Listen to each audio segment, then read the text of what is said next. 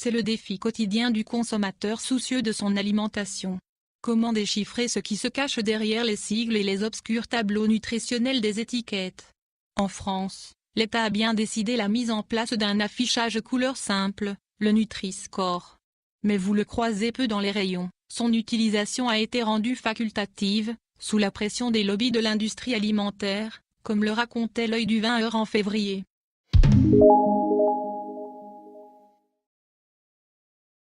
Il est aujourd'hui possible de dépasser ce blocage. Depuis 2017, l'application pour smartphone Yuka permet de déchiffrer rapidement les étiquettes, y compris, depuis juillet, celles des cosmétiques. Voici comment elle fonctionne pour l'alimentation.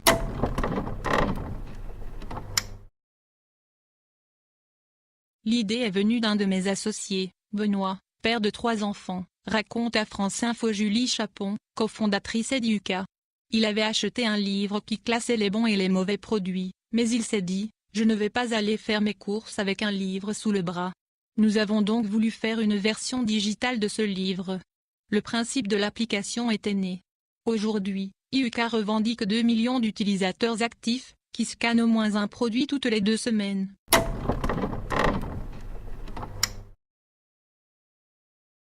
Le principe est le suivant, au moment de choisir un produit au supermarché, vous scannez son code barre avec votre téléphone. S'il est déjà répertorié dans sa base de données, l'application lui donne une note sur 100, accompagnée d'un code couleur, vert pour excellent et bon, des 50 à 100, orange pour médiocre, 25 à 50 sur 100, rouge pour mauvais, en dessous de 25. Voici quelques exemples, avec un paquet de bonbons, des céréales et un sandwich industriel. Cette indication s'accompagne d'une présentation détaillée des défauts, additifs nocifs, trop caloriques, trop sucrés, trop salés. Moins et qualité par produit.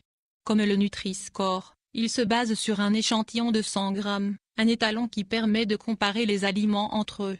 Les dragibus contiennent par exemple 9 additifs, dont un nocif, E131, et sont, sans surprise, trop sucrés, 56 grammes. Un peu trop caloriques et un peu trop sucrés. Les céréales spéciales K feuilles de chocolat noir contiennent quelques additifs douteux. Heureusement, l'appli vous propose parfois une alternative, plus ou moins convaincante, plutôt que des dragibus. Mangez donc des bonbons Stevie Drop à la réglisse. La note finale est pondérée de la manière suivante, 60% pour la qualité nutritionnelle, 30% pour les additifs et 10% sur le caractère biologique ou non du produit. L'application vous propose enfin un récapitulatif de votre alimentation des 30 derniers jours, sous la forme d'un graphique de couleurs. Sur l'application Yo, vous avez également la possibilité de mettre de côté vos produits favoris. Enfin, si le produit scanné ne figure pas dans le répertoire d'Yuka, vous avez la possibilité de le rentrer, en précisant scrupuleusement sa composition et en envoyant une photo du tableau nutritionnel.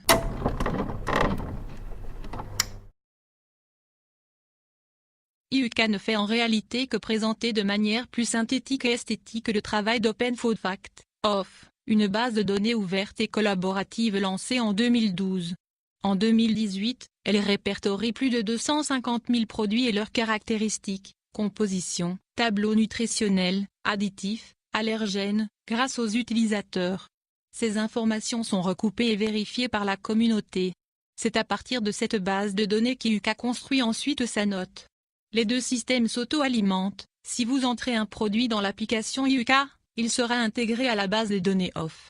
Nos utilisateurs envoient entre 1500 et 2000 contributions par jour sur Open Food Fact, assure la cofondatrice d'Yuka.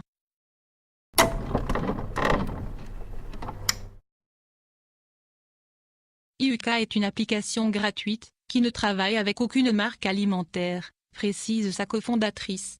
Pour rémunérer ses 3 salariés et ses 2 stagiaires, elle compte pour le moment sur les dons de ses utilisateurs et sur la vente d'un programme de nutrition sur 10 semaines, 60 €, 2000 exemplaires vendus. Mais le cœur de notre modèle économique est de développer des fonctionnalités payantes dans l'application, explique Julie Chapon. Une fonction pour noter ses produits cosmétiques et d'hygiène, ainsi qu'une détection personnalisée des allergènes et autres éléments qui peuvent être indésirables, gluten, lait de vache, sont en préparation.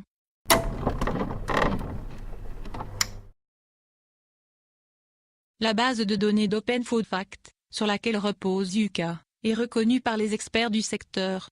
Leur travail est vraiment solide et très sérieux, affirme à France Info Serge Zerkberg, professeur de nutrition et concepteur du Nutri-Score. Nous avons validé leur système d'attribution du Nutri-Score, vérifié que c'était bien fait. Ce sont des gens désintéressés, qui font avancer les choses.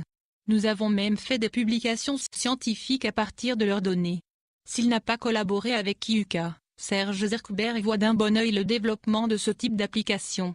Elles me paraissent utiles pour le consommateur, qui a ainsi accès à l'information, et pour faire pression sur les industriels, indique le médecin. J'espère que cela les incitera à mettre directement le Nutri-Score sur leurs produits et que cela leur montrera qu'il est inutile, comme le font certains groupes, de proposer des alternatives pour torpiller cet indicateur. La bataille des étiquettes n'est pas terminée.